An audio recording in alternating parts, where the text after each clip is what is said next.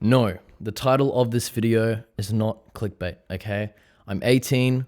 I invest $750 per week into my portfolio. And today I'm going to break down how I do that. And so there's going to be two main parts to this video. The first one is the context of my life. In order for you to understand how I'm able to do this, I have to explain the context of my life. And then the second one, which is going to be the most important one, is the assets that I invest into and the assets that I'm bullish on in the next decade and for the future, basically. For my future, these are the assets that I believe are going to bring me a decent return in the future, okay? So let's start off with the context. I dropped out of school when I was 17 in order to pursue day trading full time. I'm still doing that. That is my main goal. That is the main thing that is going to provide me income, the main occupation that is going to provide for my income in the future. And it is slowly, very slowly starting to do so now. So that is basically what I spend most of my time on. My goal is to trade as a means for me to make income. I work in a cafe 6 days a week, which brings me an income of about $1,000 per week. I have no expenses. By no expenses, I mean that I keep 95% of whatever I earn every week. Yeah, that seems about right, like 95%. And like the extra 5% is like on coffee and just very small things. And the way that I view my current situation is I'm sacrificing a couple years in order to build a great, solid foundation for my life. And to me, this is just a topic for another time, but for me, it baffles me that this is not the goal of many people. Many people close to me are telling me, like, you should be living your life now. You should be enjoying your life now. You're young. And I do understand that. But I totally believe that making a 3-year approximately sacrifice, because that's approximately how long it takes to become profitable in day trading. So I mean 3 years of full grind mode is a great sacrifice. It's all subjective. Obviously, for some people it won't be. For me, it's totally worth it for me to lock in for 3 years, become profitable with day trading, hopefully, and then live the life that I want to live. So that is the context of my life currently, okay? And now let's jump into the interesting part, which is part 2, the portfolio part. I have this message, which has been told by many other people that I really look up to, which is that holding your money in your bank account and the idea of saving money is not the best way for financial freedom and for success. It's so clear. To give you some stats on this, the US dollar has lost 10% of its purchasing power in 1 year, 10% of its value. So if you had 100K in a bank account at the beginning of the year, your purchasing power is now only 90K because prices have gone up and inflation has gone up, etc. Okay. So when people say, what you should be doing right now, son or grandson or nephew or whoever these people are that are telling you, save your money, put money aside, save it up in the bank account. You want to increase your bank account, etc. That's being smart with your money. They are either misinformed or incorrect. Okay, misinformed potentially because they don't have the basic understandings or the information about what I've just given you. You can look it up. This is not just me throwing out some random data. Like, if you had 100K, your purchasing power is now 90K. Look it up. Don't take my word for it. And so understanding that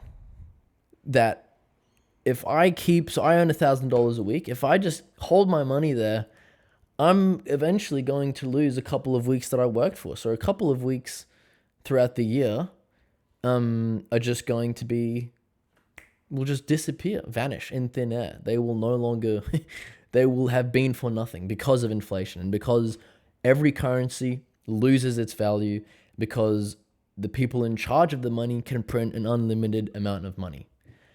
And Understanding that at whatever age you're at is essential for you to now understand why investing is essential as well.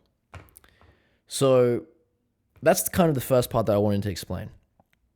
Now, speaking about investments, I invest into 3 assets. The NASDAQ, because let me just explain what the NASDAQ is quickly for those who don't understand what the NASDAQ is. It's basically one stock that represents the 100 biggest tech stocks in the United States. So by buying the NASDAQ, you're buying a basket of the 100 biggest tech stocks. Apple, Nvidia, Microsoft, Google, like Meta, whatever you've heard, whatever big stock you've heard in tech, by buying the NASDAQ, you're buying part of that.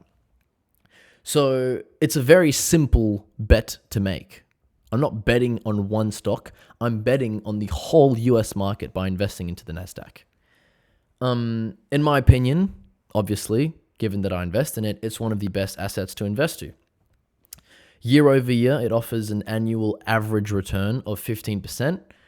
Average return, meaning some years you'll lose 20%, some years you'll be up 30, 40%. So that's the NASDAQ. That's the first asset that I invest into, and I invest 30% of that $750 into the NASDAQ. The 2 second assets that I invest into are Bitcoin and Ethereum. I could do a breakdown on Bitcoin and Ethereum, but that might be for another video. So I'm trying to keep this video short as well to give you guys the main information quickly.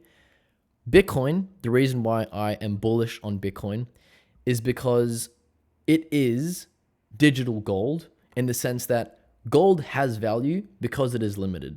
Bitcoin, because it has limited supply, So there's only a certain amount of gold in the world.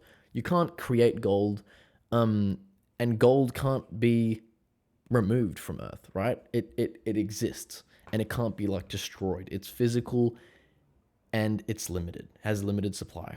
It's finite. Bitcoin is a mix of currency and gold, and it's so appropriate for the current direction that the world is heading into.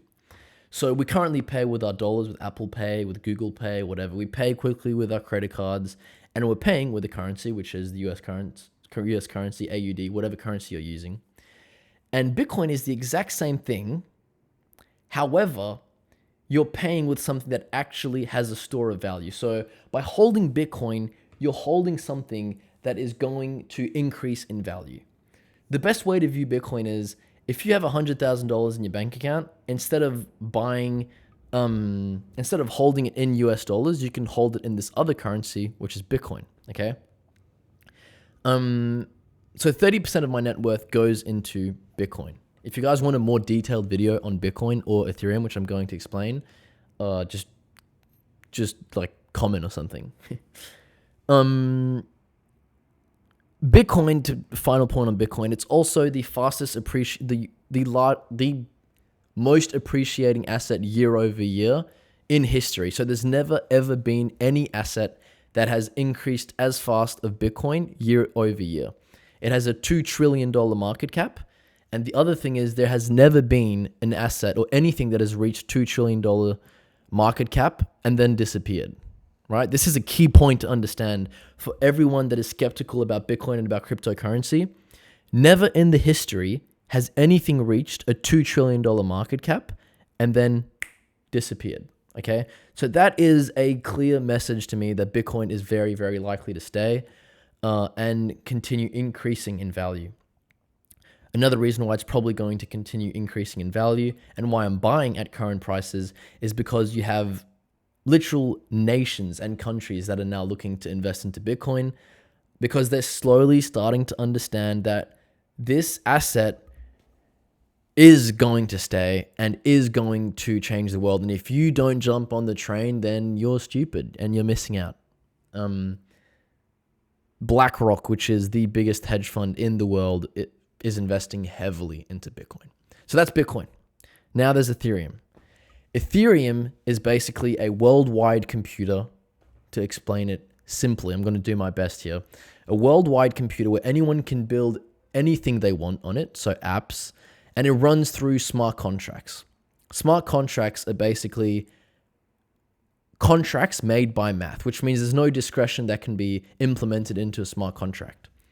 When you go to the store and buy a baguette for $2, there is a hidden contract in that transaction, which is the owner of that store, the baker, is willing to sell the baguette for $2. You're willing to buy it for $2. There's a transaction that's met. It's an agreement. A smart contract is the same. However, it's completely run by math. So you can do it on your computer, you can do it digitally, and you can, it's basically a way for there to be no discretion and changes. It's literally purely mathematical. And you have many, many bullish speakers of crypto, such as Tom Lee, that believe that tokenization of assets is essentially is the future of Ethereum. And BlackRock, Visa, PayPal, all of these big companies have already started building on the Ethereum blockchain. And so that's why I'm so bullish on Ethereum. So that's basically 90% of my portfolio explained. NASDAQ, Bitcoin, Ethereum. The remaining 10% is cash. And I'm keeping it in cash in order for me to buy the dips on NASDAQ, Bitcoin, Ethereum. So when these assets go down, I put my money into it because you make money when assets go down because you get cheaper prices, discounted prices. So that's how I am able to invest $750 per week into my portfolio. I hope this video was insightful. If you have any questions or any tips, if you're an experienced investor, I would love to hear from them. And I'll see you guys in the next video. Peace.